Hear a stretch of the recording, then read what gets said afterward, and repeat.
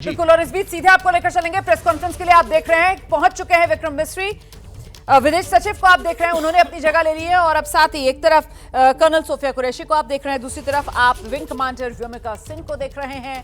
अपनी जगह पर आकर सब बैठ गए हैं और अब यहां पर प्रेस ब्रीफ शुरू हो रही है। आपको सीधे इसी प्रेस ब्रीफिंग में मैं लेकर चलती हूं।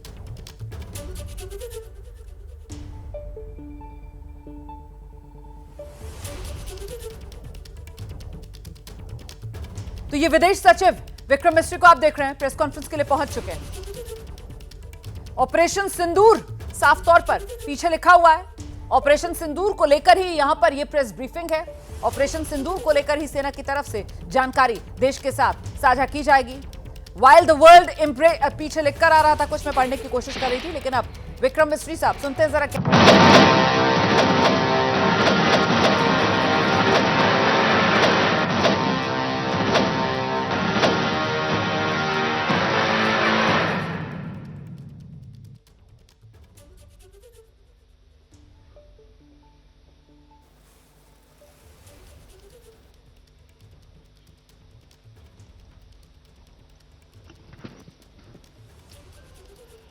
नमस्कार।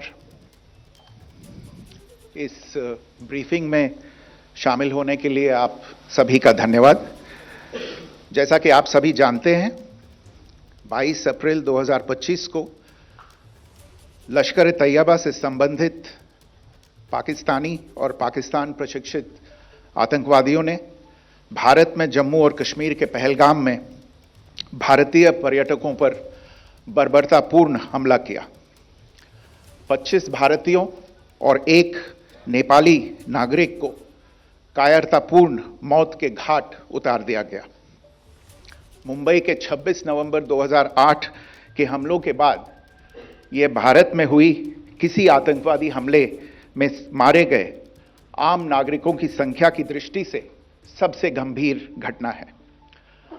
पहलगाम का हमला अत्यधिक बर्बरतापूर्ण था, जिसमें वहां मौजूद लोगों को करीब से और उनके परिवारों के सामने सिर पर गोली मारी गई।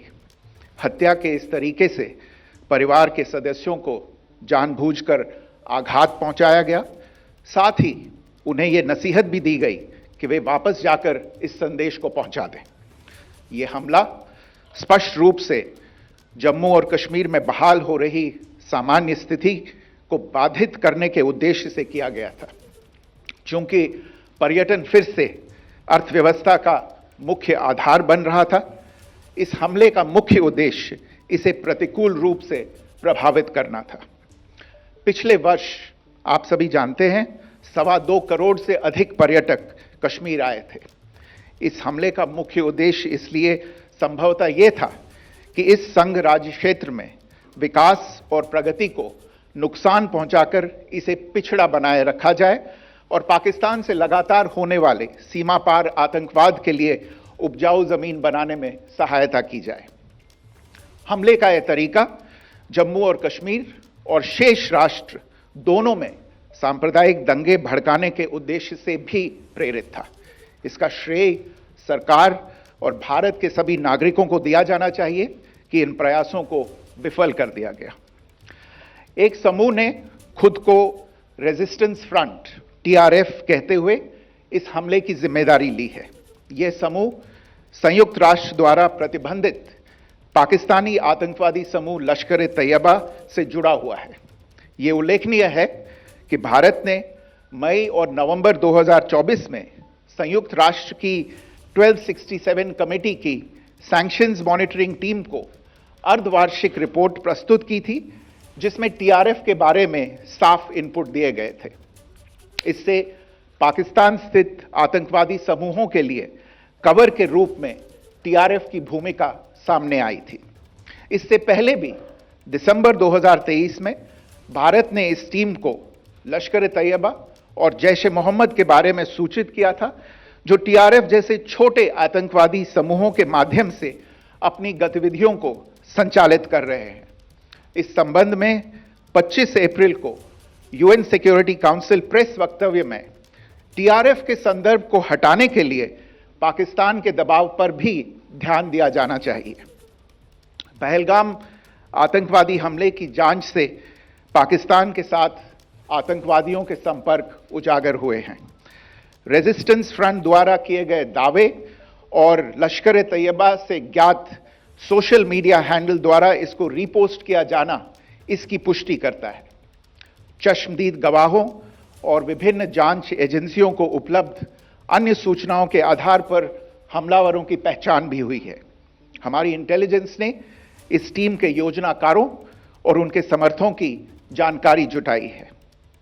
इस हमले की रूपरेखा भारत में सीमा पार आतंकवाद को अंजाम देने के पाकिस्तान के लंबे ट्रैक रिकॉर्ड से भी जुड़ी हुई है, जिसके लिखित और स्पष्ट दस्तावेज उपलब्ध हैं।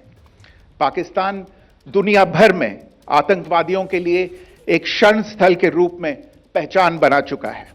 यहां अंतर्राष्ट्रीय स्तर पर प्रतिबंधित आतंकवादी सजा पाने से बचे रहते हैं।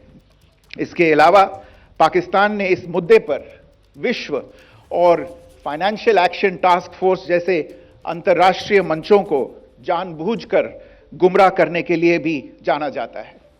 साजिद मीर का मामला, जिसमें इस आतंकवादी को पाकिस्तान ने मृत घोषित कर दिया था और फिर अंतर्राष्ट्रीय दबाव के परिणाम स्वरूप वो जीवित पाया गया, इसका सबसे स्पष्ट उदाहरण है।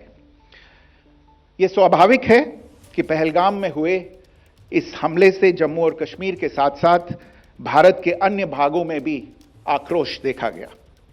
हमलों के बाद भारत सरकार ने स्वाभाविक रूप से पाकिस्तान के साथ संबंधों को लेकर कुछ कदम उठाए। आप सभी उन निर्णयों से अवगत हैं जिसकी घोषणा 23 अप्रैल को की गई थी। तथापि यह आवश्यक समझा गया कि 22 अप्रैल के हमले के अपराधियों और उनके योजनाकारों को न्याय के कटघरे में लाया जाए। हमलों के एक पखवाड़े के बाद भी पाकिस्तान द्वारा अपने क्षेत्र या अपने नियंत्रण वाले क्षेत्रों में आतंकवादियों की इंफ्रास्ट्रक्चर के विरुद्ध कार्रवाई करने के लिए कोई स्पष्ट कदम नहीं उठाया गया है। उल्टे वो इनकार करने और आरोप लगाने में ही लिप्त रहा है। पाकिस्तान आधारित आतंकवादी मॉड्यूल्स पर हमारी खुफिया निगरानी ने संकेत दिया है कि भारत के विरुद्ध आगे भी हमले हो सकते हैं। अतः इनको रोकना और इनसे निपटना दोनों को बेहद आवश्यक समझा गया। आज सुबह, जैसा कि आपको ज्ञात होगा, भारत ने इस तरह के सीमा पार हमलों का जवाब देने और उन्हें रोकने तथा उनका प्रतिरोध करने के अपने अधिकार का प्रयोग किया है। ये कार्यवाही नपीतुली, नॉन एस्केलेटरी, आनुपातिक और जिम्मेदारीपूर्ण है। यह आतंकवाद की इंफ्रास्ट्रक्चर को समाप्त करने और भारत में भेजे जाने वाले संभावित आतंकवादियों को अक्षम बनाने पर केंद्रित है। आपको यह भी स्मरण होगा कि 25 अप्रैल 2025 को संयुक्त राष्ट्र सुरक्षा परिषद ने पहलगाम आतंकवादी हमले पर एक प्रेस वक्तव्य जारी किया था, जिसमें आतंकवाद के इस निंदनीय कार्य के अपराधियों, आयोजकों, फाइनेंसरों और प्रायोजकों को जवाबदेह ठहराने और उन्हें न्याय के दायरे में लाने की आवश्यकता पर जोर दिया गया था। भारत की आज की इस कार्रवाई को इसी संदर्भ में देखा जाना चाहिए।